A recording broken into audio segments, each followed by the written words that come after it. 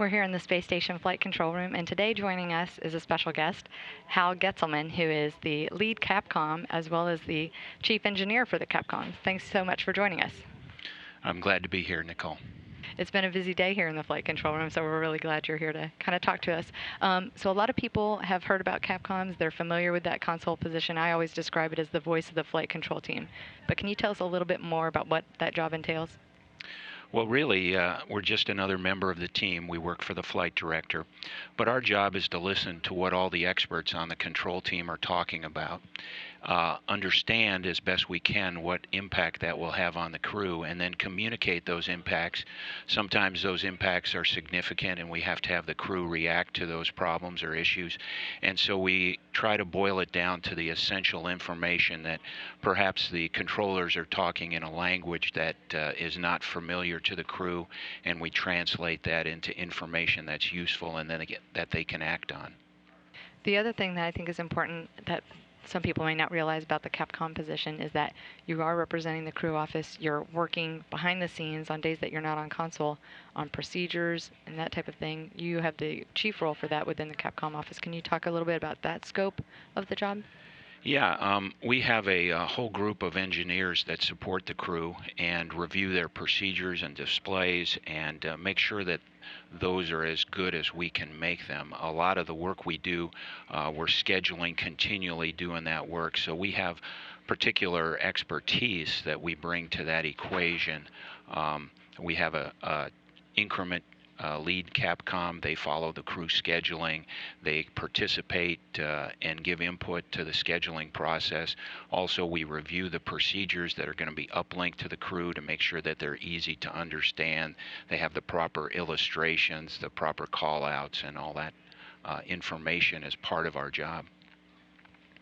So earlier today for the crew, they actually did the full-on integrated sim, the onboard training, as it were, to simulate or replicate an onboard emergency.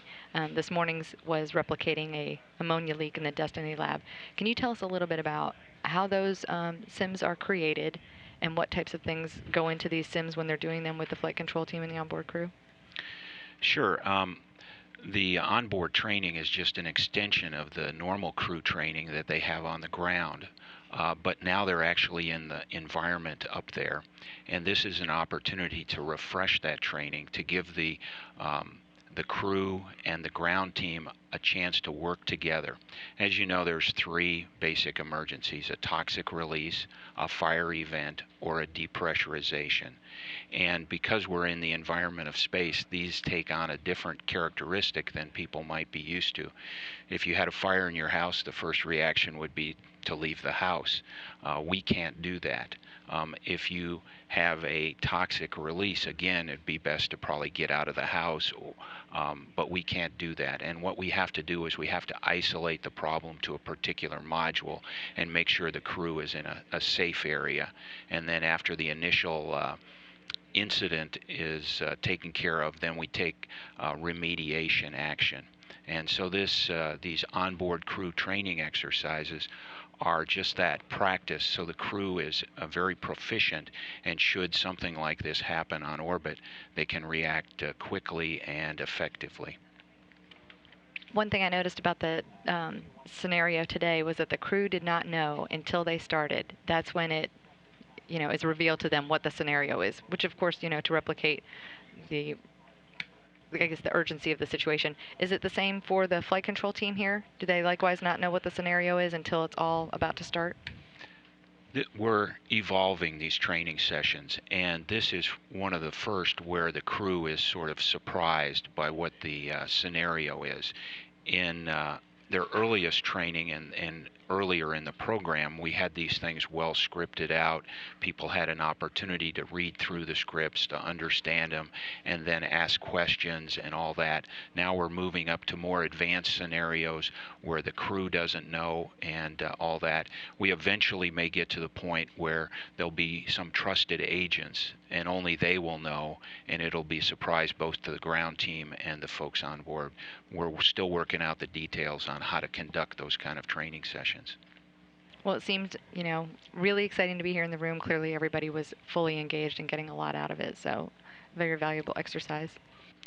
Yes, I mean, all of these training sessions, we try to make them as realistic as possible because that's the way you learn where the gaps and where the faults are in your procedure. So if you don't practice the way you plan to execute, you can have this mismatch and it can come back to be a problem in the real incident.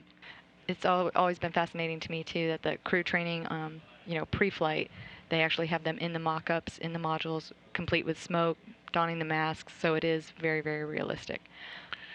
Yes, that's true. And one of the things we see when people put masks on is it compromises their ability to communicate between themselves and with the ground. We get sort of that muffled, put your hand over your mouth kind of conversation. So that puts an additional stress in addition to the stress that comes with the tenseness of the situation on board. Well, moving on to a lighter topic, why don't you tell us what's the most fun or something unexpected that we might not think is the most enjoyable aspect of being a Capcom?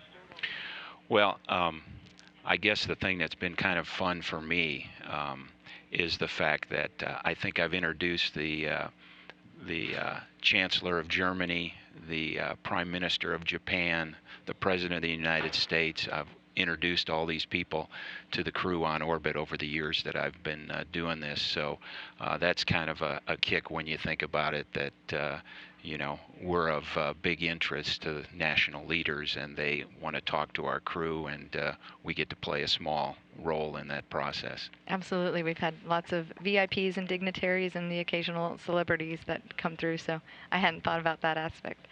What about the flip side of that? What's the most challenging aspect of being a Capcom? Well, the most challenging aspect is just to communicate effectively all the time. You know, we serve fairly long shifts, we serve odd hours, and to try to keep on top of situations, to try to juggle all the activities that we do, managing the crew's timeline, thinking of the particular ways to help the crew out, try to stay ahead of them. Those are the challenging aspects of the job. And one thing I've always been curious, the Capcoms are responsible for knowing a lot of the same systems. In a lot of cases, they do the sims for the spacewalks with the crew so that everybody's a really integrated team. So I think that's another kind of the unseen side of the story that, Capcoms are really responsible for a lot. Yeah, I mean, that's really the key expertise that we bring to the control team is the mindset of the crew. And all of our other controllers here are experts in their particular systems, whether that be thermal control or environmental control or attitude control of the vehicle. We bring the expertise of the crew perspective. And so that means not only knowing how the crew does their job, but also some of the personalities of the crews and how they like to work. So when we have some decisions in real time about whether we should work a little late today or save that work for tomorrow, is the person tired or whatever, we help make that decision, help contribute to making that decision. One last question.